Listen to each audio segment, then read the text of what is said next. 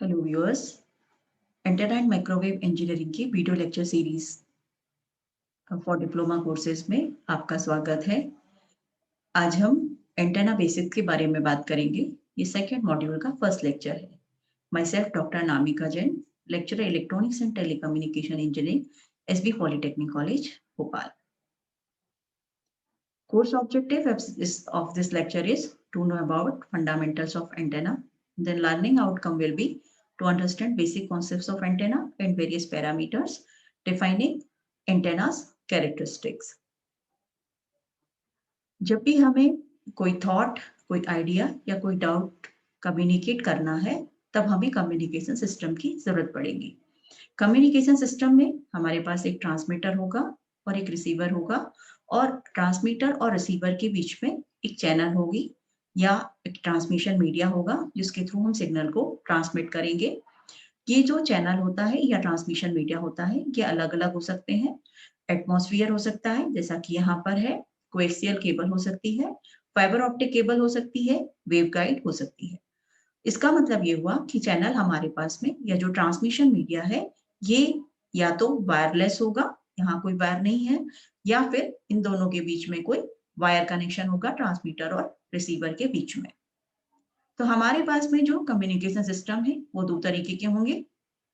या तो wired communication system होगा जिसमें ट्रांसमीटर और रिसीवर किसी वायर के थ्रू कनेक्टेड रहेंगे, जैसे कि आप यहाँ देख रहे हैं, एक ट्रांसमिशन मीडिया के थ्रू ट्रांसमीटर और रिसीवर कनेक्टेड है। दूसरा जो सिस्टम है वो वायरलेस कम्युनिकेशन सिस्टम है। इसमें जो ट्रांसमीटर और रिसीवर है ये डायरेक्टली किसी वायर के थ्रू कनेक्टेड नहीं है। इन दोनों ट्रांसमीटर के बीच में यहाँ पर हमने एक डिवाइस लगाई है, और यहाँ पर भी रिसीवर पर रिसीव करने के पहले भी हमने एक यहाँ पर डिवाइस लगाई है। ये जो डिवाइस है इसी को हम एंटेना कहते हैं। तो एंटेना क्या है? एंटेना एक सर्किट एलिमेंट है जो एक गाइडेड वेव को, जो कि ट्रांसमिशन लाइन पर है, उसको फ्री स्पेस में ट्रैवल कराता है और एक ट्रांजिशन प्रोवाइड करता है, जो कि ट्रांसमिशन लाइन पे जो वेव है वो फ्री स्पेस में ट्रैवल करे।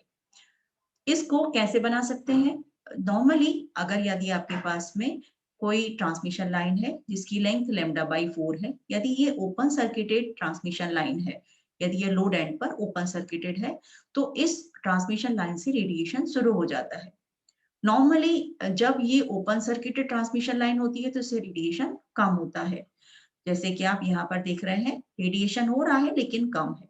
यदि इन दोनों एंड को आप फ्लेयर आउट कर देते हैं, यदि आप इन दोनों एंड को फैला देंगे, तो ये जो आपके पास में रेडिएशन है, ये रेडिएशन का अमाउंट बढ़ जाएगा।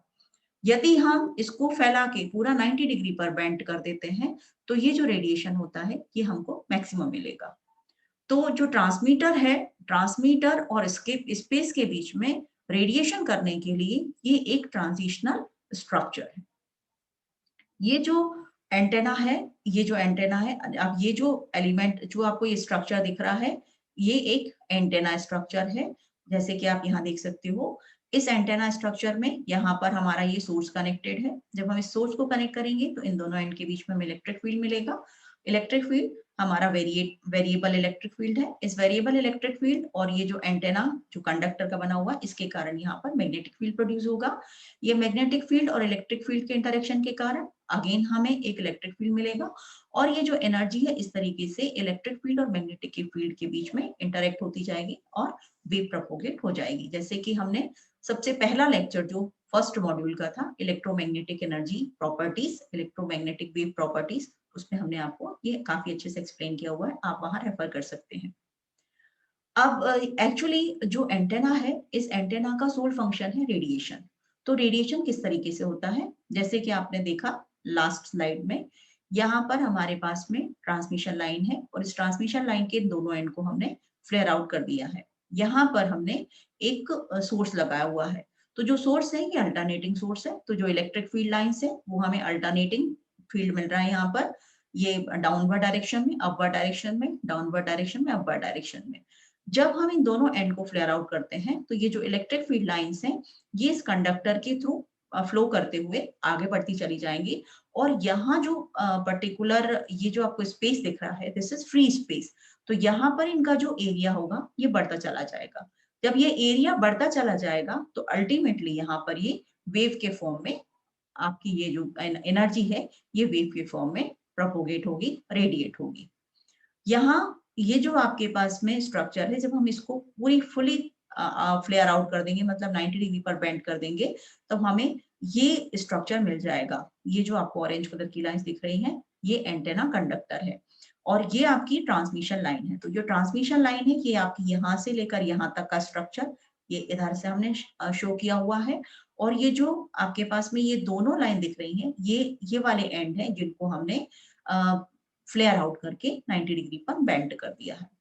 तो यहाँ पर जब आप देखेंगे तो यहाँ हमें 73 ओम रेडिएशन रेजिस्टेंस मिलेगा। अब यहाँ पर जो पॉइंट आउट करने की चीज है वो ये है कि ये वाली जो लाइन थी, जो ट्रांसमिशन लाइन की लेंथ थी, वो हमारी λ/4 थी। तो जो हमारा ये वाला कंडक्टर है इसकी लाइन भी λ/4 होगी, यहाँ पर जो कंडक्टर है इसकी लाइन लेंथ भी λ/4 होगी। तो टोटल हमको जो लेंथ मिलेगी वो λ/4 प्लस λ/4 इज इक्वल्स टू λ/2 होगी। तो ये जो आपके पास में एंटेना है, ये एक एंटेना कंडक्टर है और इसकी लेंथ λ/2 है। इसको हाफ वेव डाइपोल बोलते हैं क्योंकि इसकी लेंथ हाफ वेवलेंथ की बराबर है और इसमें दो पोल हैं, एक पोल ये है और एक पोल ये है, इसलिए इसको डाइपोल बोलते हैं, half wave dipole. Half wave dipole में जैसे कि आप देख रहे हो कि ये दोनों एंड एक्चुअली आपके ओपन सर्किटेड एंड है, तो यहाँ पर हमको वोल्टेज मैक्सिमम मिलेगा। तो ये वोल्टेज डिस्ट्रीब्यूशन इस तरीके से रहेगा। ये आपका जो डाइपोल है, ये डाइपोल है, ये इनपुट एंड है और इसके ये दोनों एंड फ्लेयर आउट करके हमने 90 डिग्री पर बेंड कर दिए हैं। तो इन दोनों एंड पर हमें मैक्सिमम वोल्टेज मिलेगा। यहाँ मैक्सिमम वोल्टेज है, ये मिनिमम वोल्टेज है। करंट डिस्ट्रीब्यूशन आपका यहाँ पर 0 होगा और मैक्सिमम करंट हमको सेंटर में मिलेगा। इलेक्ट्रिक फील्ड का जो डिस्ट्रीब्यूशन है, इलेक्ट्रिक फील्ड लाइंस हमारी इस तरीके से मूव करेगी और जो मैग्नेटिक फील्ड लाइन है ये इसके जस्ट परपेंडिकुलर होगी। तो ये परपेंडिकुलर डायरेक्शन में इसका मैग्नेटिक फील्ड होगा। तो आप इलेक्ट्रिक फील्ड की डायरेक्शन देख लीजिए, इलेक्ट्रिक फील्ड फ्रॉम अप मतलब पॉजिटिव पोल से नेगेटिव पोल की तरफ, मतलब इस डायरेक्शन में जा रहा है।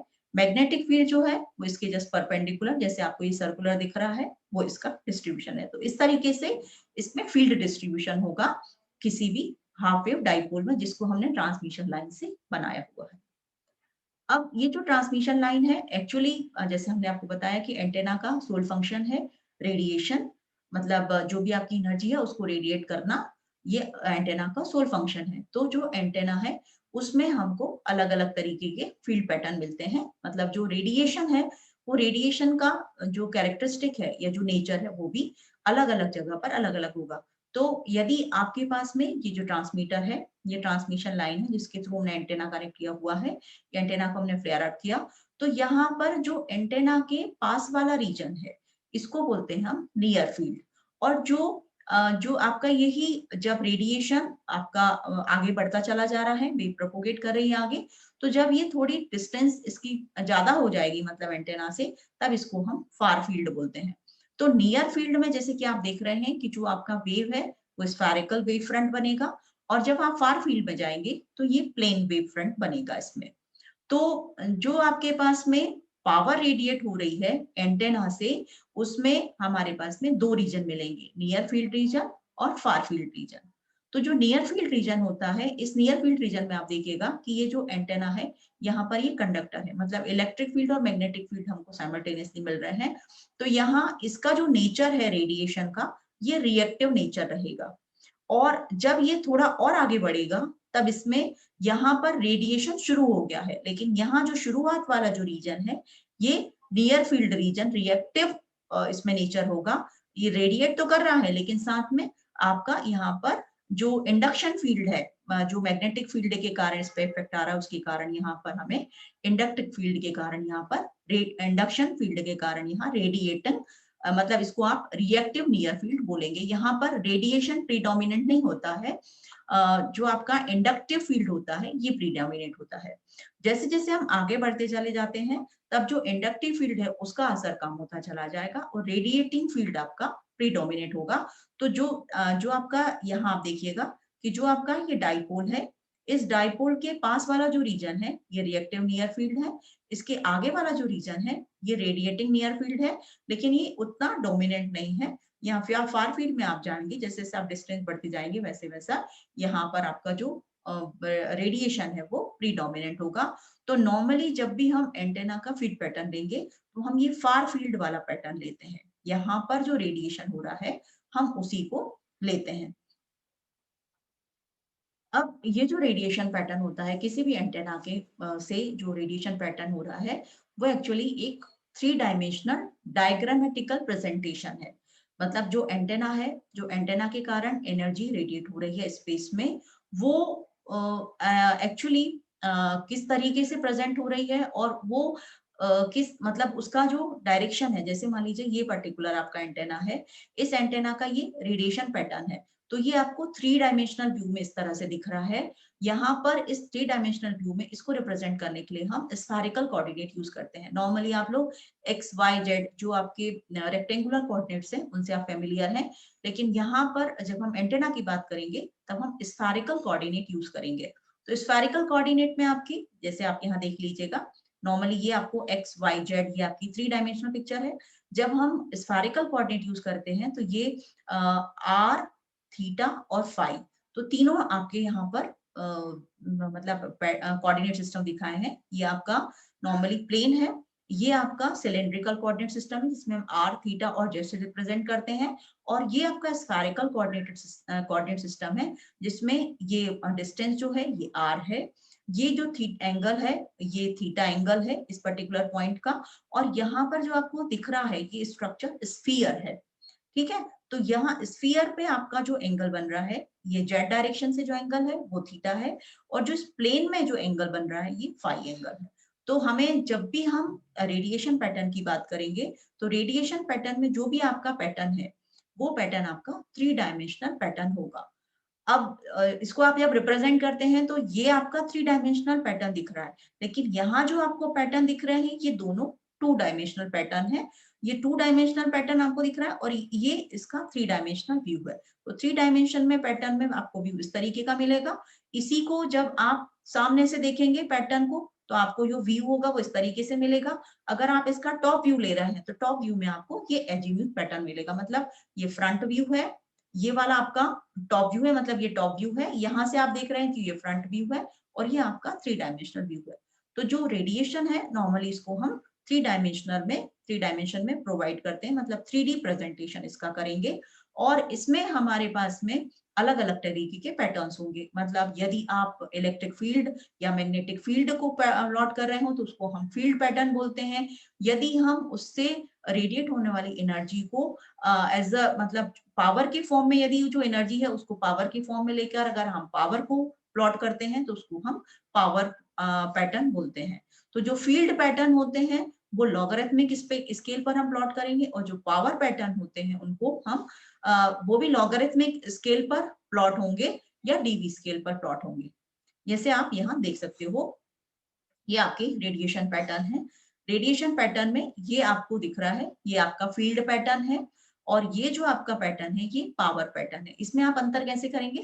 देखिए, फील्ड पैटर्न जो आपके पास में है इसमें डायरेक्ट हमने इलेक्ट्रिक फील्ड लिया हुआ है, तो इलेक्ट्रिक फील्ड ले रहे हैं मतलब ये आपके पास में यदि मैक्सिमम इंटेंसिटी है, दिस मैक्सिमम इंटेंसिटी, तो जब हम मैक्सिमम इंटेंसिटी को यदि देखें कि 1/√2 कहाँ आ रहा है, तो 1/√2 मतलब 0.707, तो ये 0.707 आपकी कम हो रही है, मतलब ये वाली जो आपकी बैंडविड्थ है ये हाफ बैंडविड्थ आ रही है, तो ये 0.707 हमने रिड्यूस की है। इसका मतलब क्या हुआ, ये वाला जो पैटर्न है जिसमें हम 0.707 वाला स्केल ले रहे हैं ये आपका फील्ड पैटर्न है, इसको हमने लीनियर स्केल पे शो किया है।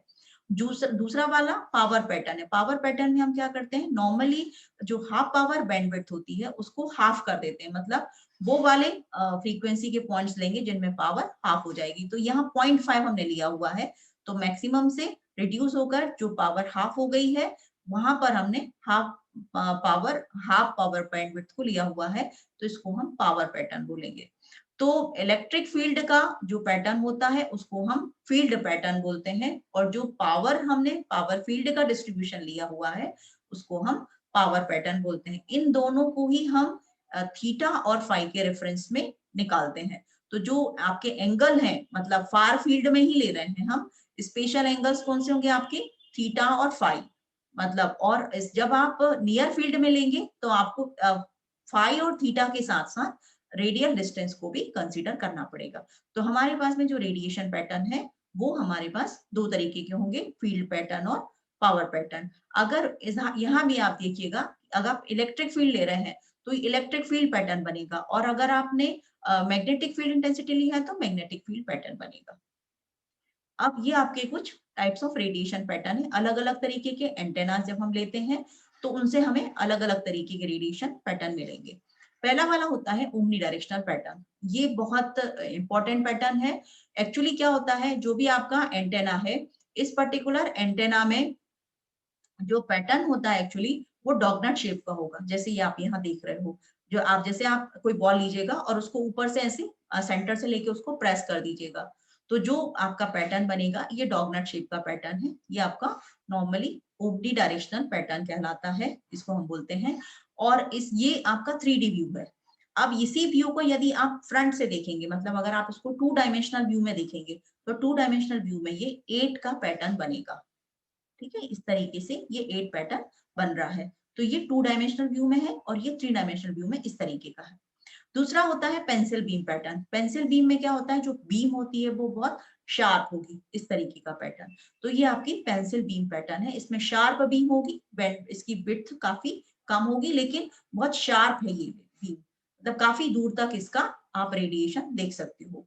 ये आपका स्टैक्ड बीम पैटर्न है। स्टैक्ड बीम पैटर्न में आपके अगर पास में 2 3 4 एंटेना आपने लिए हुए हैं, तो जो आपको बीम है, ये आपकी एक बीम नहीं है, ये बीम आपकी कंटिन्यूअस में है, 1 2 3 4 5 6, मतलब 6 बीम आपने यहाँ पे कंबाइन कर दी है, तो इसको स्टैक्ड बीम बोलते हैं। इसके बाद में होता है फैन बीम। फैन बीम आपकी जो है, फैन बीम में आपका जो स्ट्रक्चर है, बीम है, ये फैन के शेप की रहेगी, इसको फैन बीम बोलते हैं। इसमें जो बीम है इसकी चौड़ाई थोड़ी ज्यादा होगी, और इसकी जो लेंथ है, आप यहाँ देखिएगा, इसकी शार्पनेस अब कम हो गई है। इसके अलावा आप किसी, इस जो पैटर्न है, ये जो रेडिएशन पैटर्न है, जरूरी नहीं आप इस पेंसिल बीम में लें, फैन बीम में लें, आप इसको किसी पर्टिकुलर शेप में भी दे सकते हैं। तो जब आप किसी पर्टिकुलर शेप में आपका पैटर्न आ रहा है, तो ये शेप्ड बीम पैटर्न होगा। ये शेप्ड बीम पैटर्न है। अब ये जो फैन बीम पैटर्न है, इसको आप अगर 2 डायमेंशनल में देखेंगे तो पैटर्न इस तरीके का से दिखेगा, और अगर आप पेंसिल बीम पैटर्न को इस तरह से देखेंगे तो ये 2 डायमेंशनल पैटर्न दिखेगा। नॉर्मली हम जब भी कोई कैलकुलेशन करेंगे एंटेना के केस में, तो एंटेना के केस में हम हमेशा क्या करते हैं, कोई रेफरेंस पॉइंट लेते हैं, मतलब यहाँ पर जो भी आपकी कैलकुलेशन होगी वो किसी के रेफरेंस में होगी। तो जो रेफरेंस के लिए हम जो पैटर्न लेते हैं वो हमारा आइसोट्रोपिक रेडिएशन होता है। Now this is isotropic radiation. Isotropic radiation का मतलब होता है कि आप कुछ, कोई भी जो रेडिएशन हो रहा है वो पॉइंट सोर्स से हो रहा है। अब पॉइंट सोर्स से रेडिएशन कैसा होगा, कि आपने पॉइंट सोर्स को बिल्कुल सेंटर में रखा है और उसके चारों तरफ मतलब स्फेरिकल व्यू बन गया है। तो जो रेडिएशन अगर स्फेरिकल पॉइंट में है, इसका मतलब क्या होगा, कि उस पर्टिकुलर पॉइंट से जो रेडिएशन हो रहा है वो यूनिफॉर्म है, ऑल डायरेक्शन, ठीक है, और उसकी इंटेंसिटी सारी डायरेक्शन में उसी पर्टिकुलर, मतलब एक पर्टिकुलर डिस्टेंस आप ले रहे हो, एक पर्टिकुलर डिस्टेंस पे सारे पॉइंट पर इंटेंसिटी जो होगी वो यूनिफॉर्म होगी। ठीक है, तो इसमें आप कौन सी डायरेक्शन ले रहे हो ये मैटर नहीं करेगा आइसोट्रोपिक रेडिएशन में, इसमें आपको सारी डायरेक्शन में रेडिएशन मिलेगा। तो ये जो रेडिएशन होता है ये इक्वल होता है। अब इसका जो एग्जाम्पल होता है, तो पॉइंट सोर्स आपका एग्जाम्पल होगा जो आइसोट्रोपिक रेडिएशन प्रोवाइड करेगा। इसमें अगर आप 3 डायमेंशनल दे रहे हैं व्यू, तो ये स्फेरिकल कोऑर्डिनेट्स में हम नॉर्मली देते हैं आर थीटा फाई के फॉर्म में, तो जो हमें शेप मिलेगा वो ये डॉगनट टाइप का शेप मिलेगा। ठीक है, और अगर आप इसको 2 डायमेंशनल में दे रहे हैं, तो 2 डायमेंशनल में आपको ये फिगर ऑफ 8 मिल जाएगा, जैसे ये आपने 8 बना रखा है, इस तरीके का पैटर्न मिल जाता है। इसको आप यहाँ से और क्लियरली आपको समझ में आ जाएगा। ये आपका डॉगनट शेप है, 3 डायमेंशनल व्यू। इसको यदि हम सेंटर से कट कर देते हैं, जैसे आपने यहाँ पर कट किया हुआ है, तो आप यह देखिएगा कि ये जो पैटर्न है ये बिल्कुल 8 की शेप का पैटर्न बन गया है। ठीक है, ये 8 शेप का पैटर्न अगर आप यहाँ से देख रहे हो, इसको यहाँ सामने से देखेंगे आप, तो सामने से देखने पर आपको जो पैटर्न मिलेगा वो इस तरीके का पैटर्न मिलेगा, फिगर ऑफ 8। और यदि आप इसी पैटर्न को ऊपर से देखेंगे, मतलब ये आपकी जो डायरेक्शन है ये ऊपर से, यहां से अगर आप इस पैटर्न को देख रहे हो तो आपको ये सर्कल मिलेगा। ठीक है, ये सर्कल आपको यहाँ पर मिल रहा है। So this is top view, this is front view and this is 3 dimensional pattern. Now there are omni directional antennas. तो ओमनी डायरेक्शनल एंटेना कौन से होंगे? जिनका पैटर्न कैसा होगा? स्फेरिकल होगा। इस स्फीयर के सेंटर पे हमने कोई सोर्स रखा हुआ है, पॉइंट सोर्स रखा हुआ है। इस पॉइंट सोर्स के कारण हमको किसी भी डायरेक्शन में हम देखेंगे तो उसमें हमें इक्वल डिस्ट्रीब्यूशन होगा, रेडिएशन, इक्वल रेडिएशन हमको मिलेगा इक्वल डिस्टेंस पर। और ये सारे डायरेक्शन में है, मतलब आपको यहाँ सामने से आप जब देख रहे हैं, क्योंकि ये 2 डायमेंशनल व्यू इसलिए आपको ऐसा लग रहा है ये सर्कल है, लेकिन जब आप 3 डायमेंशनल देखेंगे तो ये एक स्फीयर होगा। ओमनी डायरेक्शनल एंटेना का जो पैटर्न होता है वो एक स्फीयर टाइप का होता है। अब ये जो एंटेना होते हैं, इन एंटेना की खास बात ये होती है कि ये रेडिएट भी कर सकते हैं इक्वली इन ऑल डायरेक्शन, और जब ये रिसीव करेंगे तो रिसीव भी कर सकते हैं equally well in all horizontal direction. ठीक है, अब ये जो एंटेना है, इस एंटेना में और इस एंटेना में क्या अंतर है ये देखिएगा। ये आपका ओमनी डायरेक्शनल एंटेना का पैटर्न है, स्फीयर सॉरी सर्कल या स्फीयर कह सकते हैं। जब हम इसको किसी डायरेक्शनल एंटेना में कन्वर्ट कर देंगे, मतलब नॉर्मली ओमनी डायरेक्शनल एंटेना एक रेफरेंस एंटेना है, और ये कहना चाहिए एक इमेजिनरी एंटेना जिसको हम एक रेफरेंस की तरह यूज करते हैं। लेकिन जो हमारे एंटेनास नॉर्मली आपको मिलेंगे वो सारे के सारे डायरेक्शनल एंटेना होते हैं, मोस्ट ऑफ देम। तो जो डायरेक्शनल एंटेना होते हैं उनका ट्रांसमिशन होगा आपका इस पर्टिकुलर एरिया में, ये आपका एरिया है। और जो ओमनी डायरेक्शनल एंटेना का पैटर्न है वो आपको इस तरीके से मिल रहा है। तो ये ट्रांसमिशन आपको सारी डायरेक्शन में मिलेगा, जबकि जो डायरेक्शनल है उसको सिर्फ इस पर्टिकुलर एरिया में मिल रहा है। तो ये काफी कम रहेगा। ठीक है, अब ये जो आपके पास में एंटेना है, इस एंटेना को हम क्या करते हैं, अलग अलग उससे रेफरेंस पॉइंट से लेंगे। तो अगर आपने आइडियल और आइसोट्रोपिक रेडिएटर लिया हुआ है तो उसका पैटर्न आपको इस तरीके का मिलेगा। यदि आपने हाफ वेव डाइपोल, जैसे कि हमने आप पिछली स्लाइड्स में देखा, अगर हम हाफ वेव डाइपोल लेंगे तो उसका पैटर्न इस तरीके का मिलेगा, फिगर ऑफ 8। तो इन दोनों के बीच में जो डिफरेंस आएगा, डिफरेंस कितना आता है, 2.15 dB होगा। तो जो हमारा हाफ वेव डाइपोल है वो भी परफेक्ट आइसोट्रोपिक रेडिएटर नहीं है, उसमें भी 2.15 dB का गेन में डिफरेंस आएगा। अब ये जो आपके पास में एंटेनास होते हैं, इनको हम अलग अलग जगह पर अलग अलग टाइप के एंटेना यूज करेंगे। इसमें जो एंटेना होता है, यदि आप एंटेना को किसी particular gain point of view से आप देखेंगे तो उसकी बीम विड्थ कम हो जाएगी, और अगर आप उसमें बीम विड्थ को एडजस्ट करते हैं तो उसका गेन कम हो जाएगा। तो हमको एक कहना चाहिए कि ट्रेड ऑफ रखना पड़ता है बीच में, कि हमें गेन हाई चाहिए या बीम विड्थ हाई चाहिए। तो जो आपके ओमनी डायरेक्शनल एंटेनास होते हैं इनको हम यूज करते हैं मोबाइल के लिए, क्योंकि ये पोर्टेबल होते हैं और सम बेस स्टेशन पे। ठीक है, जो आपके 0 dBd गेन एंटेना होंगे इनको हम माउंटेनियस और मेट्रोपॉलिटन एरियाज जिनमें टॉल बिल्डिंग्स होंगी उनमें हम यूज करते हैं। जो 3 dBd गेन एंटेना है उनको हम सबर्बन और जनरल सेटिंग्स के लिए यूज करेंगे, और जो 5 dBd गेन एंटेना है इनको हम डेजर्ट्स में, प्लेन्स में या फ्लैटलैंड्स या ओपन फार्म एरियाज में हम इनको यूज करते हैं। इनका जो 5 dBd गेन एंटेना है ये एक्चुअली क्या होंगे, ये एनर्जी, ज्यादा एनर्जी रेडिएट करेंगे in comparison to 0 dBd antenna और 3 dBd एंटेना के बीच में। तो जो आपके एंटेना है जब इनका गेन ज्यादा होगा, नेचुरली ये उन साइट्स पर भी पहुंच पाएंगे जिन पर नॉर्मली हमारे 0 dBd एंटेना या 3 dBd एंटेना नहीं पहुंच पाते हैं, और इनमें मतलब जो आपका रेडिएशन है वो ज्यादा होगा, और दूसरा ये लेस ऑब्स्ट्रक्टेड होंगे, मतलब दूसरी चीजें अगर उनके पाथ में आती भी हैं तो उन पर उनका ज्यादा असर नहीं होगा। अब हम आते हैं एंटेना पैरामीटर्स के ऊपर। सबसे पहले बात करते हैं एंटेना की रेडिएशन इंटेंसिटी की। ये हमारे पास ये जो आपको दिख रहा है डार्क ग्रीन कलर का, दिस इज रेडिएटिंग एलिमेंट, मतलब हमारा एंटीना है। ये किसी ट्रांसमिशन लाइन से कनेक्टेड है, और इस ट्रांसमिशन लाइन पे इनपुट में 73.14 ओम्स का इनपुट इम्पीडेंस है। ये जो एंटेना, जो रेडिएटिंग एलिमेंट है इसकी लेंथ λ/4, यहाँ भी λ/4 है, मतलब टॉप और बॉटम, इसके जो पोर्शन है, सेक्शन है उनकी लेंथ λ/4 है, मतलब यहाँ टोटल लेंथ λ/2 है। मतलब ये जो एंटेना है आपका, ये कितना हुआ, λ/4 प्लस λ/4 इज इक्वल्स टू λ/2, मतलब ये एक हाफ वेव डाइपोल है। इस एंटेना से जब आप सिग्नल ट्रांसमिट करेंगे तो यहाँ इस पर्टिकुलर डायरेक्शन में इसमें हमें मैक्सिमम रेडिएशन मिलेगा। मैक्सिमम रेडिएशन मिल रहा है इस पर्टिकुलर डायरेक्शन में। इसमें जो इलेक्ट्रिक फील्ड है, इलेक्ट्रिक फील्ड की डायरेक्शन वर्टिकल है और मैग्नेटिक फील्ड की डायरेक्शन जस्ट परपेंडिकुलर, मतलब इनटू द पेज है।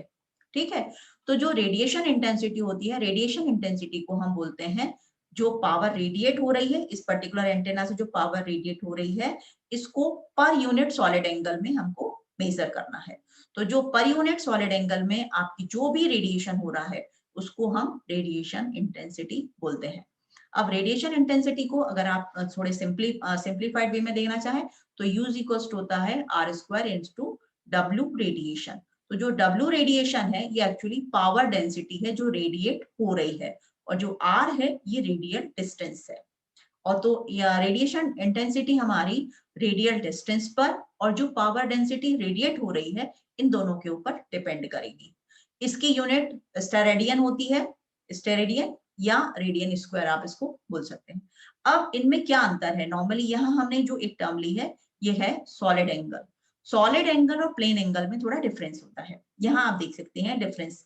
ये आपका प्लेनर एंगल है, जैसे मान लीजिए आपके पास में ये कोई सर्कल है, इस सर्कल में आपके पास यदि ये आपका कॉर्ड है, कॉर्ड की लेंथ कितनी है, ds है, और ये जो एंगल है इसके बीच में ये d थीटा है, यहाँ पर ये जो लेंथ है ये r है। तो जो ds की वैल्यू होगी, ds इज इक्वल टू होता है r d थीटा। ये सिंपल जो आप एंगल कैलकुलेशन करते हैं उसमें होती है। जब हम सॉलिड एंगल की बात करते हैं तो सॉलिड एंगल में हम क्या करेंगे, यहाँ पर ये एरिया लेंगे। तो हम चूंकि जो हमारा रेडिएशन हो रहा है वो 3 डायमेंशनल है, मतलब हम जब भी रेडिएशन लेंगे तो वो 3 डायमेंशनल मतलब स्फेरिकल पॉइंट और स्फेरिकल फॉर्म में रहेगा वो। तो यहाँ पर जो हमारा एरिया है ये स्फीयर का एक पार्ट है, स्फीयर का एक पार्ट है, तो ये एरिया है, मतलब यहाँ DA लिया है, न कि हमने लेंथ ली है। यहाँ हमने लेंथ ली थी लेकिन यहाँ हम क्या कर रहे हैं, एरिया ले रहे हैं। So this DA is equal to होगा R², मतलब ये जो आपके पास में रेडियल डिस्टेंस तो सेम है, रेडियल डिस्टेंस आपकी r है, तो DA is equal to R², और ये जो एंगल है this angle is equal to d ओम। तो ये जो d ओम होता है this is known as solid angle. So DA is equal to R² d ओम। तो ये जो d ओम होता है इसको हम सॉलिड एंगल बोलेंगे। तो solid angle is equal to DA upon R²। यहाँ आप इसको देख सकते हैं, जो आपका प्लेनर एंगल है, प्लेनर एंगल ये है d theta is equals to ds upon r, radian में मेजर करेंगे। जब हम सॉलिड एंगल लेंगे तो d ओम इज इक्वल्स टू da, ये एरिया डिवाइडेड बाय R², इसको हम मेजर करेंगे स्टेरेडियन में।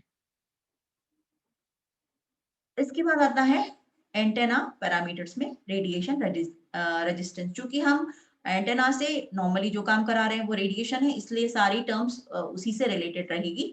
तो रेडिएशन रेजिस्टेंस एक्चुअली एक फिक्सिशियस रेजिस्टेंस होता है, ये एक्चुअल रेजिस्टेंस नहीं होता क्योंकि वहां पर तो हमने कंडक्टर लगाए हुए हैं। तो ये जो रेजिस्टेंस होता है रेडिएशन रेजिस्टेंस, ये फिक्सिशियस रेजिस्टेंस होता है। इसको यदि हम किसी एंटेना की सीरीज में लगा दें तो ये उतनी ही पावर कंज्यूम करेगा जितनी पावर उससे रेडिएट हो रही है। तो नॉर्मली क्या होता है कि जो रेडिएशन रेजिस्टेंस होता है इसको हम कैलकुलेट करते हैं रेडिएशन से, मतलब जितना आपका कोई एंटेना जितना पावर रेडिएट कर रहा है उस रेडिएट पावर को यदि हम इनपुट करंट से डिवाइड कर देंगे तो जो रेजिस्टेंस आएगा उसको हम रेडिएशन रेजिस्टेंस बोलेंगे। तो यदि ये अगर आप ट्रांसमिशन के लिए यूज कर रहे हो तो ट्रांसमिशन के लिए क्या होगा, रेडिएशन में काम होगा, अरे इसको रेडिएशन रेजिस्टेंस होगा ये। और यदि आप रिसीविंग के लिए यूज कर रहे हो तो इसको हम जो रिसीविंग पावर है उससे रिलेट करेंगे। इसकी जो रेडिएशन रेजिस्टेंस होता है इसकी जो वैल्यू होती है ये डिपेंड करती है, अलग अलग एंटेना के लिए अलग अलग होगी। इसमें सबसे पहला होगा कॉन्फ़िगरेशन कैसा है आपका एंटेना का, दूसरा आप रेडिएशन रेजिस्टेंस को किस पर्टिकुलर पॉइंट पर कंसीडर कर रहे हैं, आप जो हाफ वेव डाइपोल है उसके ऊपर वाले पॉइंट पर ले रहे हैं, आप सेंटर पॉइंट पर ले रहे हैं या बॉटम वाले पॉइंट पर ले रहे हैं। तीसरा कि जो आपका एंटेना है वो किस जगह लोकेटेड है, मतलब वो आपका ग्राउंड के पास में है या ग्राउंड पर ही आपने उसको लोकेट किया हुआ है। इसके अलावा जो एंटेना है उसमें कंडक्टर जो आप यूज कर रहे हो, मतलब जिस पर्टिकुलर कंडक्टर से आपने एंटेना को बनाया है उसकी लेंथ कितनी है और उसका डायमीटर कितना है, इन दोनों का रेशियो। इसके अलावा जो कोरोना डिस्चार्ज होता है उसके ऊपर भी एंटेना का रेडिएशन रेजिस्टेंस डिपेंड करता है। मतलब कि अगर हम उसका कॉन्फ़िगरेशन चेंज कर देंगे एंटेना का, तो जो एंटेना का रेडिएशन रेजिस्टेंस है वो चेंज हो जाएगा। लोकेशन अगर आप चेंज कर देंगे तब एंटेना का रेडिएशन रेजिस्टेंस चेंज हो जाएगा। अगर आप उसका फीड पॉइंट चेंज कर देते हैं तब भी एंटेना का रेडिएशन रेजिस्टेंस चेंज हो जाएगा। अब अभी हमने जो बात की वो रेडिएशन रेजिस्टेंस की बात की। अब हम करते हैं एंटेना के इनपुट इम्पीडेंस की बात। एंटेना का जो इनपुट इम्पीडेंस होता है वो एक्चुअली इसका फीड इम्पीडेंस कहलाता है या इसको ड्राइव इम्पीडेंस भी बोलते हैं। मतलब किसी पर्टिकुलर एंटेना के इनपुट पॉइंट पर, इस पर्टिकुलर पॉइंट पर जो आप इम्पीडेंस मेजर कर रहे हो उसको हम एंटेना इम्पीडेंस बोलेंगे। एक्चुअली एंटेना की जो इम्पीडेंस होता है इसमें दो पार्ट होंगे। पहला पार्ट होगा रियल पार्ट और दूसरा होगा इमेजिनरी पार्ट। तो जो रियल पार्ट होता है उस रियल पार्ट में भी दो पार्ट होंगे, एक होगा रेडिएशन पार्ट और दूसरा होगा लॉस रेजिस्टेंस। मतलब एक जो जिसके कारण एंटेना रेडिएट कर रहा है और दूसरा एंटेना की जो पावर है रेडिएट होने के कारण भी, और रेडिएट होने के अलावा भी उसमें जो पावर कंज्यूम हो रही है वो लॉस रेजिस्टेंस में जाती है। दूसरा वाला जो पार्ट होता है वो इमेजिनरी पार्ट है और ये वो वाला पार्ट होता है जिसमें एनर्जी एक्चुअली स्टोर होती है एंटेना में टेम्परेरीली। तो जो एंटेना होता है, एंटेना का इनपुट इम्पीडेंस होता है, ये आप देख सकते हो। दिस इज इस मतलब ये जो आपका एंटेना है इसको हमने यहाँ जेड एंटेना से रिप्लेस कर दिया है। और जो जेड एंटेना है इसमें दो पार्ट हैं। एक आपका ये डिसिपेटिव, मतलब जो जिसके कारण जो डिसिपेट हो रही है, ये एयर एंटेना जो आपका रेडिएट कर रहा है और ये डिसिपेट कर रहा है। और ये आपका वो वाला पार्ट है इमेजिनरी पार्ट जिसमें आपकी जो इम्पीडेंस है, मतलब जो आपकी एनर्जी है वो एनर्जी या पावर स्टोर हो रही है। तो यहाँ पर जो आपका एंटेना है ये एक कॉम्प्लेक्स इम्पीडेंस होता है, ये रियल इम्पीडेंस नहीं होता है। इसमें ये जो आपका यहाँ पर चूंकि हम एंटेना को यहाँ सेंटर में अगर हम फीड कर रहे हैं तो इसका इम्पीडेंस अलग होगा। यदि हम ये फीड पॉइंट यहाँ कर देते हैं, मतलब इसको अगर ये आपका सेंटर फीड एंटेना होगा जब हम इसको सेंट्रली फीड कर रहे हैं। यदि हम इसको यहाँ पर फीड करते हैं तो ये एंड फीड हो जाएगा। मतलब आप इसको बॉटम में भी आप इसको फीड कर सकते हो, तो जो एंटेना होगा वो एंड फीड एंटेना हो जाएगा। तो एक्चुअली इस इम्पीडेंस की जरूरत क्या है?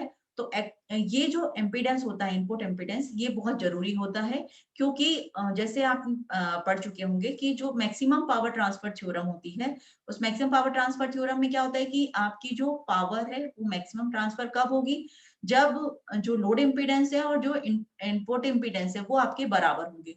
तो यहाँ पर इनपुट इम्पीडेंस एक्चुअली, मतलब जो एंटेना है, एंटेना से भी मैक्सिमम पावर रेडिएट कब होगी?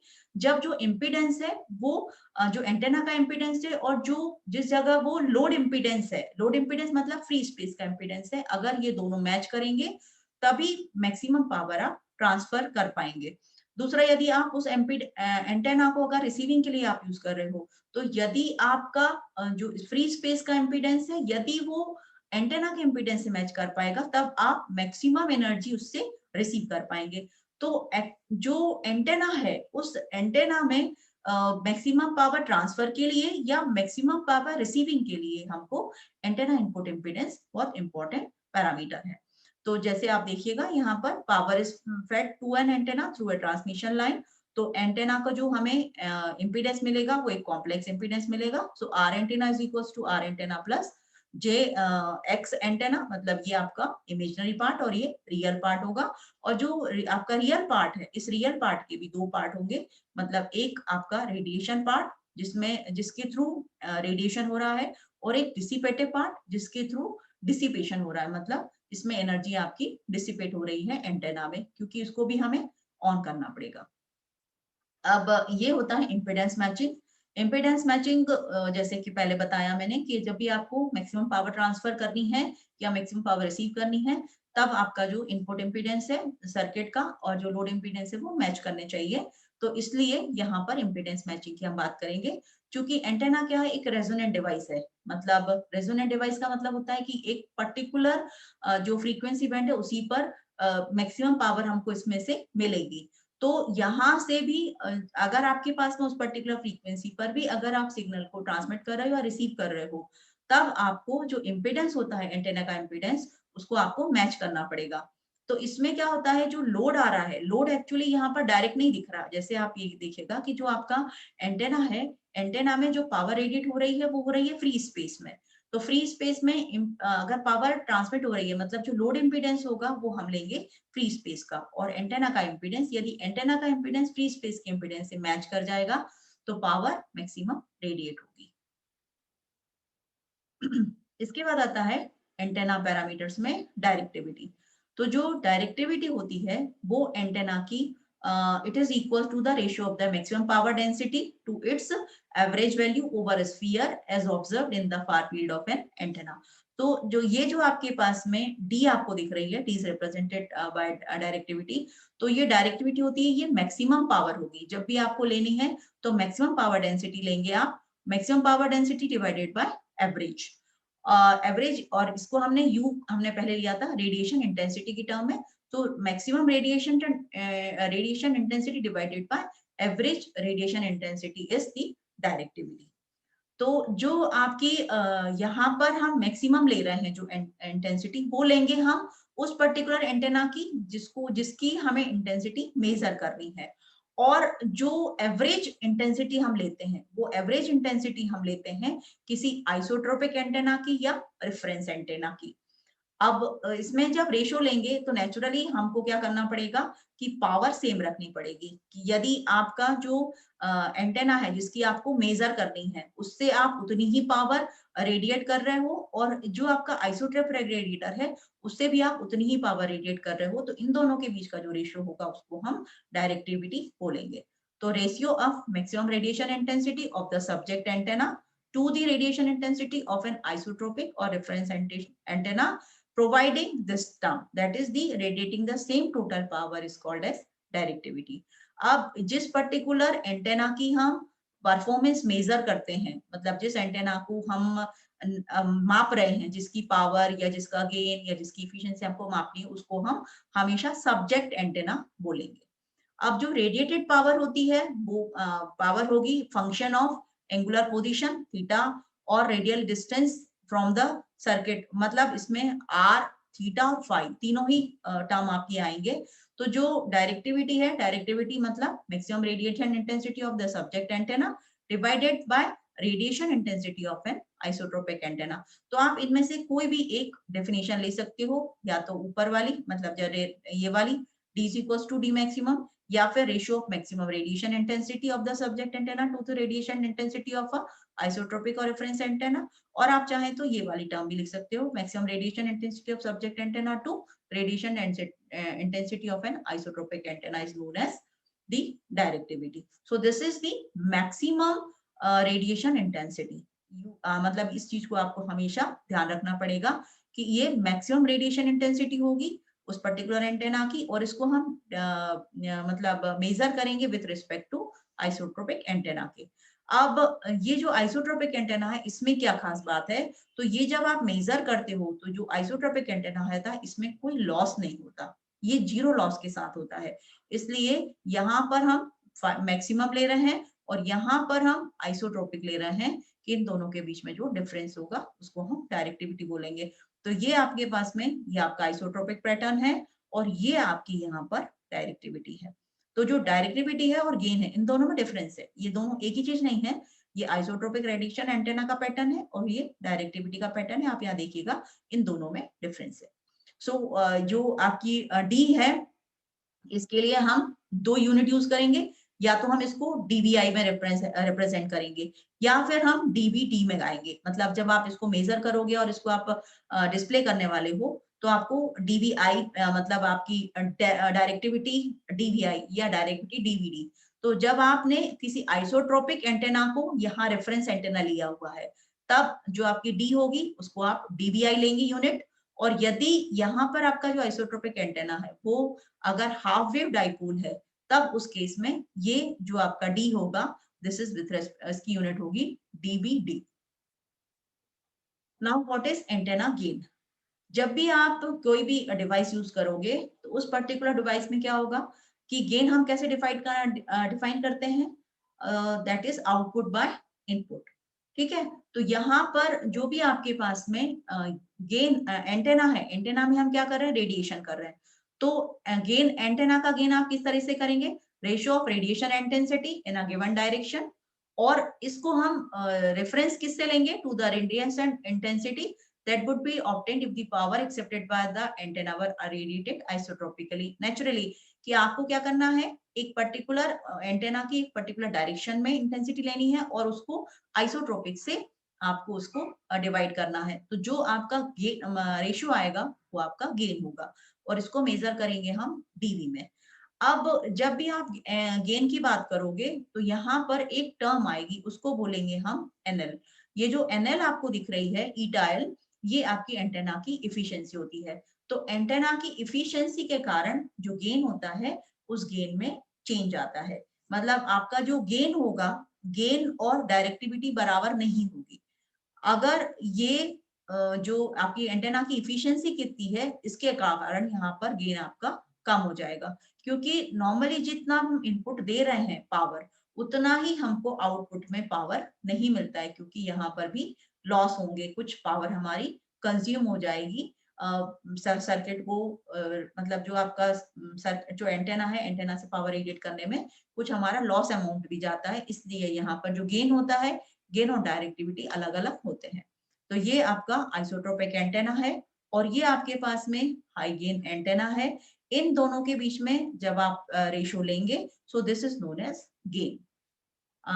जो आपका जो आपकी रेडिएशन इंटेंसिटी है, इस किसी भी पर्टिकुलर डायरेक्शन में, इस पर्टिकुलर डायरेक्शन में अगर आप ले रहे हो तो इस पर्टिकुलर डायरेक्शन में आपकी radiation intensity divided by isotropic antenna की उसी पर्टिकुलर डायरेक्शन में radiation intensity. So this is the gain, यहां से लेकर यहां तक ये आपका गेन है, क्योंकि यहाँ पर ये जीरो गेन डीवीआई लिया है हमने, यहाँ पर इसका गेन इतना ये पर्टिकुलर जो अमाउंट है ये आपका गेन इन डीवीआई है।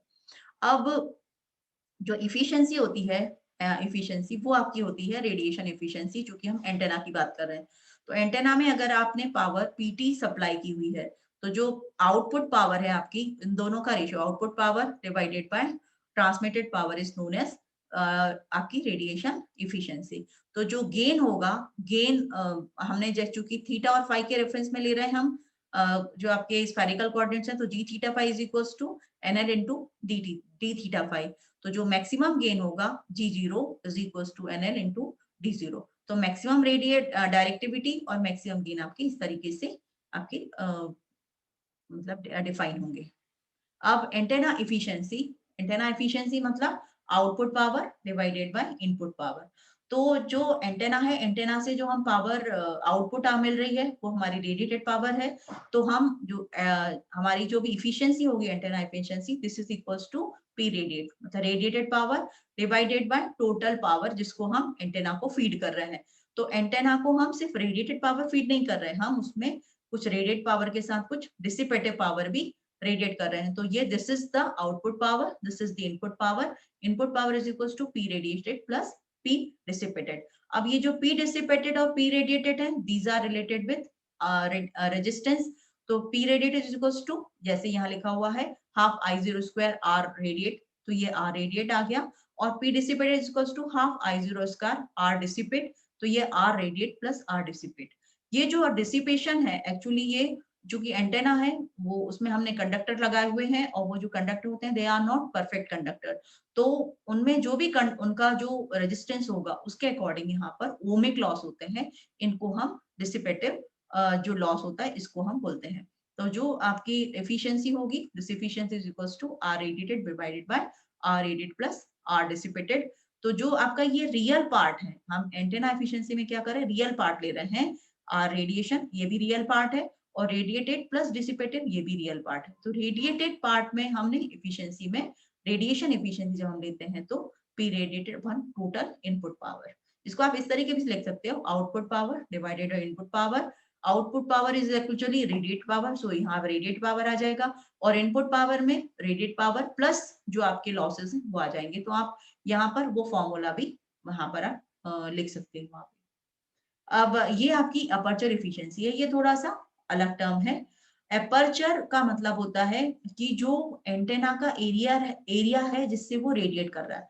नॉर्मली ये माना जाता है कि जो एंटेना का एरिया है, मतलब एंटेना का जितना भी फिजिकल एरिया आपको दिख रहा है, उस पूरे फिजिकल एरिया से हमको रेडिएशन मिल रहा है, लेकिन ऐसा नहीं होता है।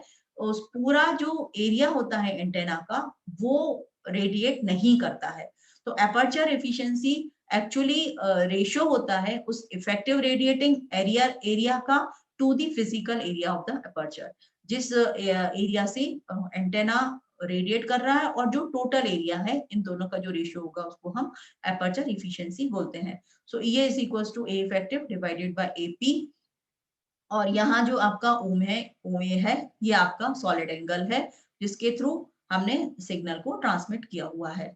तो ये OA is the solid base receiving antenna extracts power from incident wave और फंक्शन ऑफ रेडियल डिस्टेंस। और जो आपके पास में इसको आप इस तरीके से ले सकते हो अगर आप इसमें ज्यादा इंटरेस्टेड हैं, क्योंकि ये रडार का पार्ट है। रडार में हम इसको एक्चुअली यूज करते हैं। यहाँ इसको और क्लियरली देख सकते हैं आप। ये आपका इफेक्टिव अपर्चर एरिया क्या कहलाता है। जैसे आपके पास में ये एंटेना है, तो ये एंटेना का ये जो एरिया है, ये एरिया आपका फिजिकल एरिया है। और जब इस पे वेव आपकी इंसिडेंट हो रही है, तो यहाँ पर ये पर्टिकुलर एरिया इसका प्रोजेक्टेड है। यहाँ पर ये जो प्रोजेक्टेड एरिया, यहाँ से पावर रिसीव होगी और ये पावर जाकर फिर पी लोड में आपकी कन्वर्ट होगी।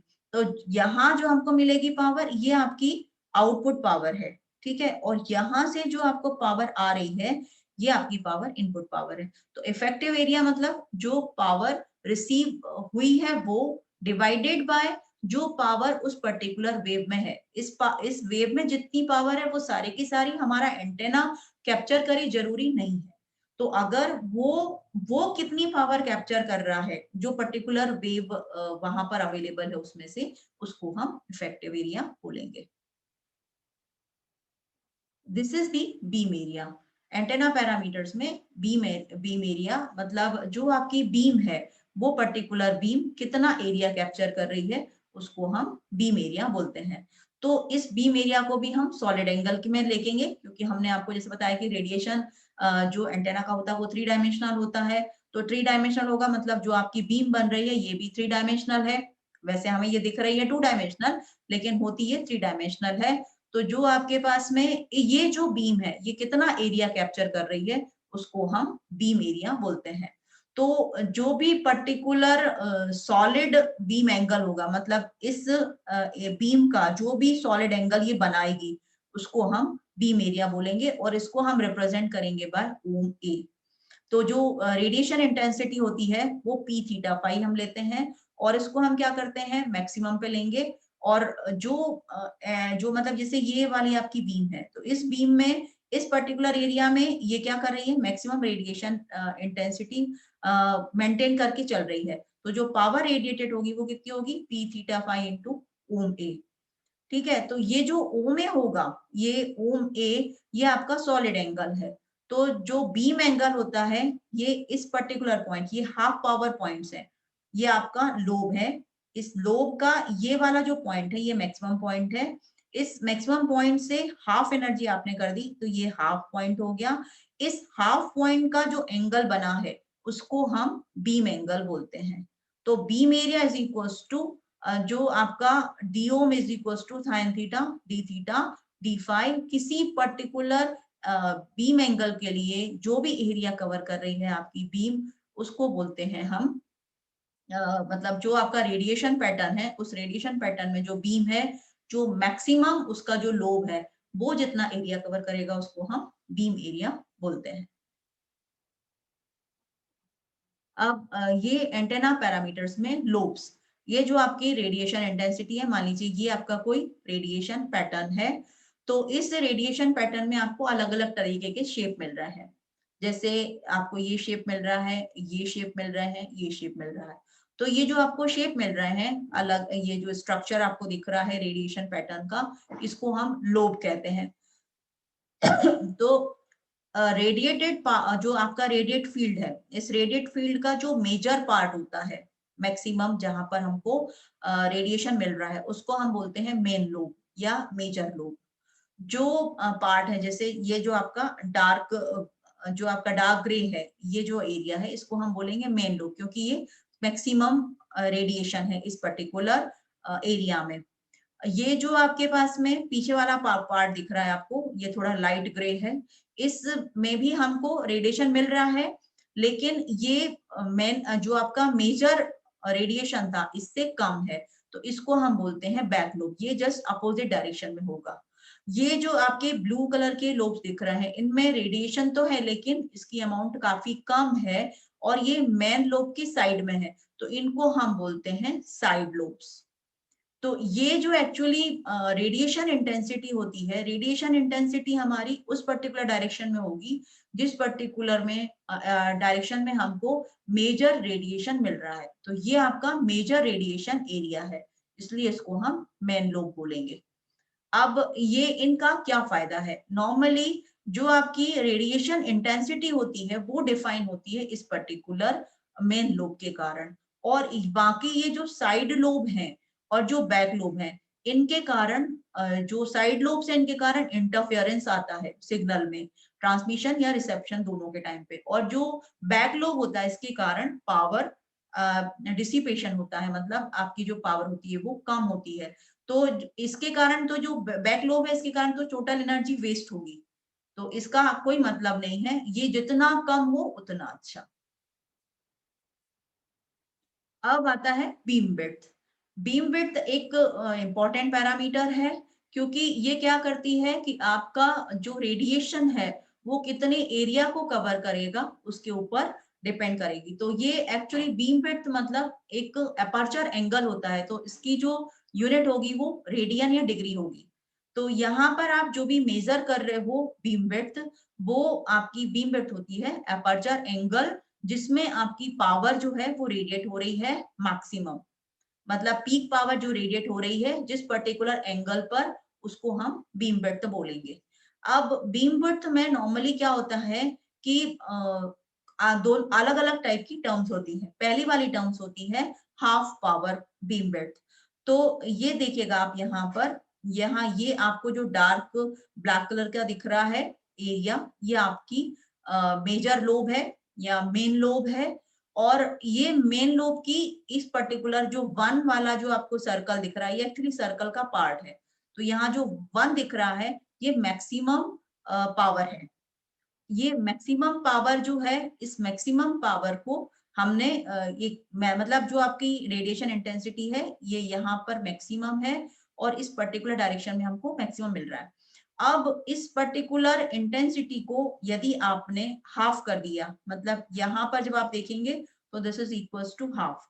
इस हाफ पॉइंट को अगर आपने, या आपके दो पॉइंट मिलेंगे आपको, एक मिलेगा आपको लेफ्ट साइड पे, एक मिलेगा राइट साइड पर, इन दोनों पॉइंट को हाफ पावर पॉइंट बोलेंगे आप। ये हाफ पावर पॉइंट को यदि आप, ये आपका सेंटर है जहां से आपकी जो बीम है ये शुरू हो रही है, तो यदि यहाँ सेंटर से यदि आप half power point left side में, half power point right side में, इन दोनों को मिलाते हुए अगर आपने लाइन ड्रॉ की, ये आपकी दोनों लाइन बनी, इन दोनों लाइन के बीच का जो एंगल होगा, जो भी एंगल होगा, उसको हम हाफ पावर बीम विड्थ बोलते हैं। तो यहाँ पर जो आपके पास में बीम विड्थ है वो आपकी हाफ पावर बीम विड्थ हमको लेनी है, और नॉर्मली जो बीम विड्थ होगी वो कौन सी होगी, वो आपकी यहाँ से होगी, मतलब सेंटर से यदि आप टेंजेंट ये लाइन खींच रहे हो यहाँ पर लेफ्ट हैंड साइड पे, और राइट हैंड साइड पर आप लाइन खींच रहे हो, इस पर्टिकुलर बीम की सेंटर, मतलब ये बीम है जो आपका, इस बीम को यदि आप टेंजेंट यहाँ सेंटर से अगर को आपने दोनों लाइन खींची है और इनके बीच का जो एंगल निकाला है, तो ये जो अपर्चर एंगल है दिस इज बीम विड्थ। और यदि आप हाफ पावर पॉइंट के लिए जो आपने लाइंस ड्रॉ की हैं, उन लाइंस के बीच का जो आप एंगल लोगे उसको बोलते हैं हम हाफ पावर बीम विड्थ। तो ये जो एंगुलर सेपरेशन है this is actually angular separation, और इस एंगुलर सेपरेशन में जो पावर है वो हाफ है, जस्ट जो आपकी पीक पावर थी, पीक पावर का जस्ट हाफ आपने लिया, तो जो एंगुलर सेपरेशन है उसको हम बोलते हैं हाफ पावर बीम विड्थ। और ये जो हाफ पावर बीम विड्थ होती है, this is equal to 70 lambda by D. तो जो लैम्डा है ये वेवलेंथ है और डी डायमीटर होता है। तो जो आपके पास में ये जो बीम विड्थ होती है एक्चुअली ये वेवलेंथ के ऊपर डिपेंड करेगी कि आप किस पर्टिकुलर वेवलेंथ पर इस एंटेना को यूज कर रहे हो। अब जो आपका पैरामीटर आपने देखा उस मतलब लास्ट में जो आपने देखा बीम विड्थ, उसमें एक और होती है मेन जो आपकी पैरामीटर होता है वो होता है आपका first null beam width, FNBW। तो FNBW होता है, जैसे मान लीजिए आपके पास में रेडिएशन इंटेंसिटी है, ये मेजर लोब है, मेन लोब मतलब ये इसका मैक्सिमम पावर पॉइंट है, ये आपका हाफ पावर पॉइंट है HPBW। अब HPBW और FNBW में क्या डिफरेंस है? नॉर्मली जब आप कोई भी बीम लेंगे तो बीम में क्या होंगे, माइनर लोब, साइड लोब और बैक लोब आपको मिलेंगे। तो ये जो आपके पास में साइड में जो लोब आपको दिख रहे हैं ये सारे साइड लोब्स हैं और इनको हम माइनर लोब्स भी बोलते हैं। इनके जस्ट अपोजिट डायरेक्शन में जो लोब आएगा वो बैक लोब, जैसे हमने पिछली स्लाइड्स में देखा था। तो जो ये वाला जो पॉइंट है, मतलब ये जो मेजर लोब है, मेजर लोब के नेक्स्ट साइड लोब के पहले जो आपको पॉइंट दिख रहा है ये पॉइंट नल पॉइंट कहलाते हैं, जहां पर इंटेंसिटी जीरो है। जैसे ये वाला पॉइंट जीरो नल पॉइंट है, ये वाला पॉइंट नल पॉइंट है, ये पॉइंट नल पॉइंट है, ये पॉइंट नल पॉइंट है। यहाँ आप जैसे देखेंगे तो ये नल पॉइंट है, ये नल पॉइंट है, ये नल पॉइंट है। तो ये जो नल पॉइंट है, तो इन नल पॉइंट्स में ये अलग अलग पॉइंट है, मतलब ये फर्स्ट नल है, ये सेकंड नल, ये थर्ड नल, ये फोर्थ नल। तो फर्स्ट नल जो आपका लेफ्ट हैंड साइड और फर्स्ट नल आपका राइट हैंड साइड, इन दोनों के बीच का जो सेपरेशन होता है इसको हम फर्स्ट नल बीम विड्थ बोलते हैं। तो ये एक्चुअली एंगुलर स्पान होता है, इसको भी हम रेडियंस या डिग्रीज के फॉर्म में मेजर करेंगे। और नॉर्मली जो ये FNBW होता है ये जस्ट डबल होता है, you can see here FNBW is equals to twice of HPBW। तो ये जस्ट डबल होगा HPBW का। तो यहाँ पर जो जो फर्स्ट नल बीम विड्थ है वो 140 लैम्डा बाई डी होगी, जबकि जो आपकी हाफ पावर बीम विड्थ थी वो 70 लैम्डा बाई डी होगी। अब आता है बैंडविड्थ। बैंडविड्थ एक्चुअली किसी भी पर्टिकुलर जैसे हमने बताया कि जो आपका एंटेना है, एंटेना एक रेजोनेंट डिवाइस है और रेजोनेंट डिवाइस मतलब कि किसी पर्टिकुलर फ्रीक्वेंसी रेंज से हमको मैक्सिमम आउटपुट मिलेगा। उस फ्रीक्वेंसी रेंज के अलावा अगर हम कोई फ्रीक्वेंसी रेंज यूज करते हैं तो हमको आउटपुट हमें कम मिलेगा। तो नॉर्मली जो एंटेना होते हैं, इन एंटेना में एक रेंज होती है फ्रीक्वेंसी की जिस पर हमको एंटेना का जो पावर मिलता है, आउटपुट जो मिलता है वो मैक्सिमम मिलता है। अब जरूरी नहीं है हम उस पर्टिकुलर पावर में, मतलब उसमें हम पावर को ही लें या किसी बीम को ही लें या इंटेंसिटी को ही लें, हम उसमें कोई भी एक पैरामीटर ले सकते हैं। वो हमारा जो स्टैंडिंग वेव रेशियो है वो भी हो सकता है, पावर भी हो सकती है, या फिर जो आपकी रेडिएशन रेजिस्टेंस है वो भी हो सकता है। तो जो रेंज होती है फ्रीक्वेंसी के जिसमें कोई एंटेना के पैरामीटर्स फिक्स्ड होते हैं, एक पर्टिकुलर रेंज में फिक्स रहेंगे, उसको हम बैंडविड्थ बोलेंगे। तो नॉर्मली जो हम बैंडविड्थ का जो पैरामीटर लेते हैं वो लेते हैं SWR। तो जो पर्टिकुलर पैरामीटर में जो SWR है वो 2:1 से कम होगा, उस पर्टिकुलर फ्रीक्वेंसी रेंज को हम बैंडविड्थ बोलते हैं। तो बैंडविड्थ नॉर्मली तो जो बैंडविड्थ होती है वही होती है। और चूंकि रेजोनेंट डिवाइस है एंटेना, इसलिए हम एक पैरामीटर और लेते हैं, वो कहलाता है हमारा परसेंटेज बैंडविड्थ। तो जो परसेंटेज बैंडविड्थ होता है, परसेंटेज बैंडविड्थ को हम डिफाइन करते हैं absolute bandwidth divided bye centre frequency. जिस पर्टिकुलर फ्रीक्वेंसी पर हमको मैक्सिमम आउटपुट मिल रहा है वो हमारी सेंटर फ्रीक्वेंसी FC होगी। और जो एब्सोल्यूट बैंडविड्थ है मतलब एक पर्टिकुलर रेंज, जिस पर्टिकुलर रेंज में SWR is less than 2:1, उसका लोअर रेंज और उसका अपर रेंज।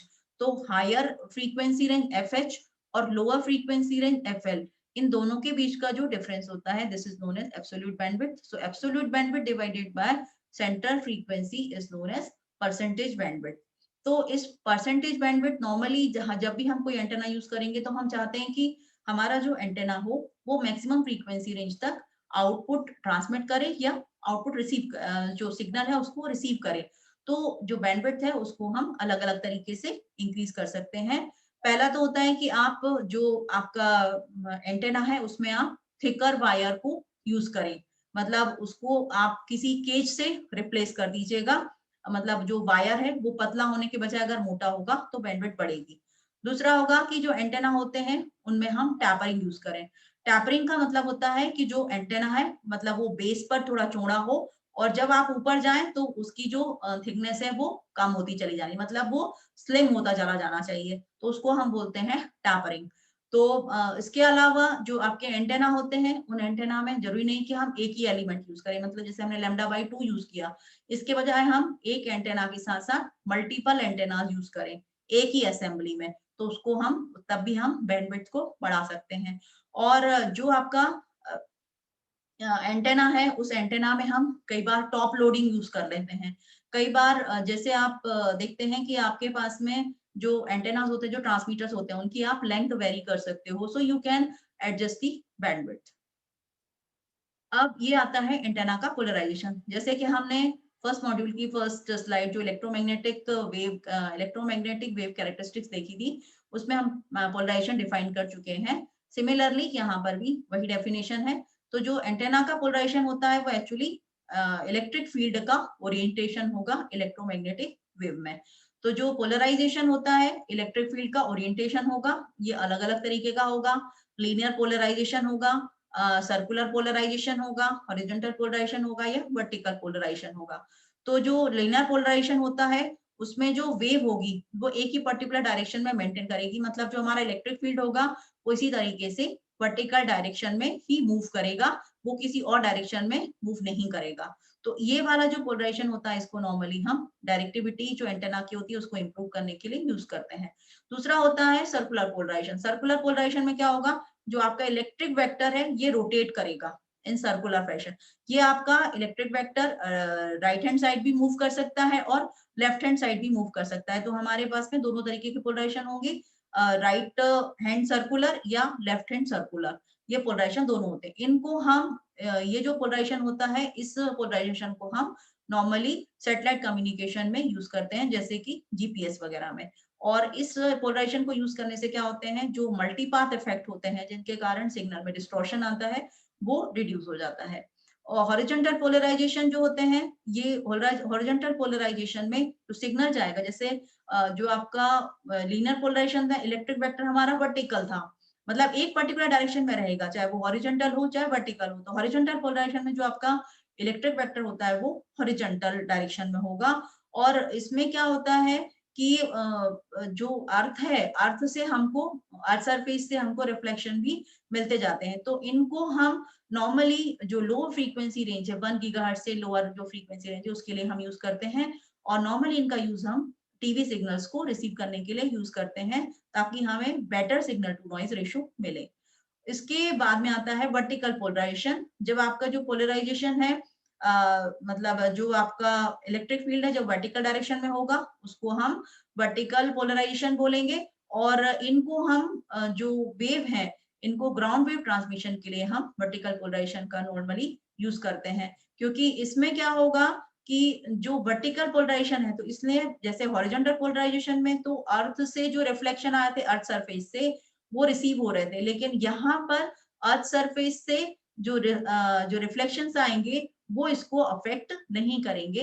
इसलिए इसको नॉर्मली हम मोबाइल कम्युनिकेशन में यूज करते हैं हॉरिजॉन्टल पोलराइजेशन को.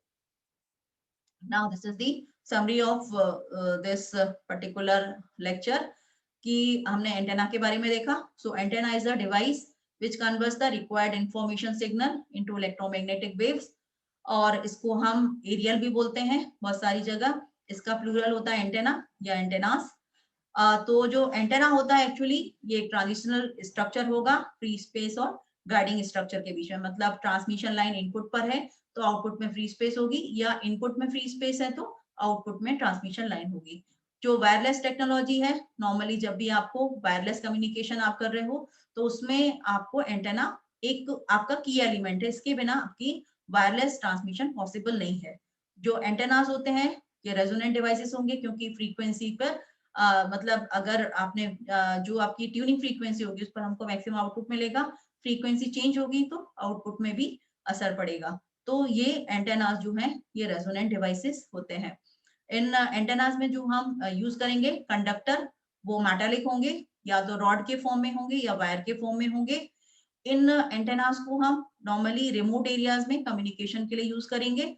तो जो इनएक्सेसिबल टेरेन्स है, जहां पर हम डायरेक्टली कोई वायर कनेक्ट नहीं कर सकते हैं ट्रांसमिशन और रिसीवर के बीच में, मतलब ऑप्टिकल फाइबर केबल है या कोएक्सियल केबल को ले डाउन नहीं कर सकते हैं, तो ऐसे इनएक्सेसिबल टेरेन्स पर हम नॉर्मली एंटेनास के थ्रू सिग्नल कम्युनिकेशन पॉसिबल हो पाता है। और जो एंटेनास हैं इनके थ्रू लॉन्ग डिस्टेंस कम्युनिकेशन होगा।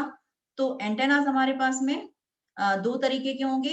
ट्रांसमिटिंग एंटेना जो सिग्नल को ट्रांसमिट करेंगे, मतलब इलेक्ट्रिकल सिग्नल हमारा इनपुट से आ रहा है और आउटपुट हमारा इलेक्ट्रोमैग्नेटिक वेव में कन्वर्ट होकर रेडिएट हो रहा है। दूसरा होता है हमारा रिसीविंग एंटेना। रिसीविंग एंटेना मतलब सिग्नल हमारा फ्री स्पेस में है और उसको हम क्या कर रहे हैं, फ्री स्पेस से कन्वर्ट करके इलेक्ट्रिकल सिग्नल में कन्वर्ट कर रहे हैं और फिर हम आउटपुट ले रहे हैं उसका। या इसके अलावा एक और होता है कि अगर आप टू वे कम्युनिकेशन यूज कर रहे हैं, तो टू वे कम्युनिकेशन में एक ही एंटेना को हम फिश के थ्रू ऑपरेट करते हैं और उसी एंटेना से हम ट्रांसमिशन भी करते हैं और उसी एंटेना से हम रिसेप्शन भी करते हैं। तो जरूरी नहीं है कि आप किसी यदि आप टू वे कम्युनिकेशन कर रहे हो तो आप दो एंटेना माउंट करो, ट्रांसमिशन के लिए अलग और रिसीविंग के लिए अलग। हम क्या करते हैं, एक ही एंटेना से ट्रांसमिशन भी करा सकते हैं और रिसेप्शन भी करा सकते हैं। अब जो टाइप एंटेनास हैं उनको हम अलग-अलग तरीके से कैटेगराइज कर सकते हैं। एक तो होता है कि फिजिकल स्ट्रक्चर के हिसाब से आप एंटेनास को डिवाइड कर सकते हो अलग-अलग टाइप्स में, फ्रीक्वेंसी रेंज के अकॉर्डिंग। एंटेनास के अलग-अलग टाइप होते हैं या उनकी जो मोड ऑफ एप्लीकेशन होता है, मतलब जिस पर्टिकुलर पर्पस के लिए उनको यूज कर रहे हैं उसके अकॉर्डिंग में उनका क्लासिफिकेशन होता है। तो जो फिजिकल स्ट्रक्चर है, तो फिजिकल स्ट्रक्चर में हमको वायर एंटेना मिलेंगे, एपर्चर एंटेना होगा हमारा, अगर हम रिफ्लेक्टर यूज कर रहे हैं तो रिफ्लेक्टर एंटेना होगा, यदि लेंस टाइप के हैं तो लेंस एंटेना होगा, अगर उनको हमने माइक्रोस्ट्रिप फॉर्म में बनाया है तो माइक्रोस्ट्रिप एंटेना होगा, यदि हमने काफी सारे एंटेनास को मतलब कंबाइन कर दिया है तो एरे एंटेना होगा। इसके अलावा जब हम फ्रीक्वेंसी रेंज की बात करेंगे तो यदि लो फ्रीक्वेंसीज पर, वेरी लो फ्रीक्वेंसी पर जो ऑपरेट हो रहे हैं उनको हम वीएलएफ एंटेना बोलेंगे, लो फ्रीक्वेंसी वाले एलएफ एंटेना, मीडियम फ्रीक्वेंसी वाले MF, high frequency antenna VHF antennas, UHF, super high frequency antennas, microwave antennas या रेडियो वेव एंटेनास। फिर जो आपका मोड ऑफ एप्लीकेशन है, अगर आप मतलब पॉइंट टू पॉइंट कम्युनिकेशन के लिए यूज कर रहे हो उन्हें, ब्रॉडकास्टिंग के लिए यूज कर रहे हैं, रडार के लिए यूज कर रहे हैं, सैटेलाइट के लिए यूज कर रहे हैं, तो जिस टाइप से आप उन एंटेनास को यूज करेंगे उसके अकॉर्डिंग उनमें मोड ऑफ एप्लीकेशन के अकॉर्डिंग उनका जो एंटेनास हैं वो अलग-अलग टाइप के एंटेनास होंगे। These are some reference books और वेबसाइट्स, इनको आप रेफर कर सकते हो और इन्हीं का यूज करके भी ये सारी स्लाइड्स में जो आपको इंफॉर्मेशन मिली है ये इन पर्टिकुलर बुक्स या वेबसाइट से ही रेफर की गई है, so you can refer them also. Thank you.